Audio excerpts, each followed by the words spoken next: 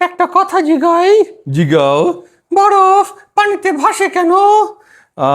বরফ পানিতে ভাসে কেন? এর কারণ হচ্ছে বরফে আছে হাইড্রোজেন বন্ড। কেন পানিতে কি নাই? হ্যাঁ, পানিতেও হাইড্রোজেন বন্ড আছে।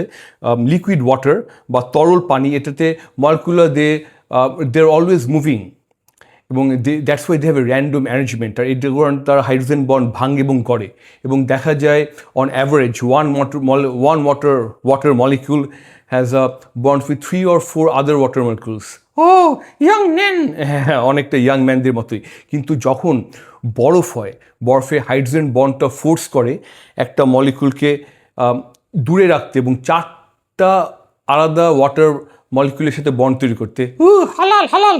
হ্যাঁ, অনেকটা হালালের মতোই। এবং এটার কারণে সেই ওয়াটারটা it takes up more space বা ভলিউম বেড়ে যায়, কিন্তু ম্যাস স্টে সেম। তাহলে ঘনত্ব কমে? হ্যাঁ, ইউ রাইট।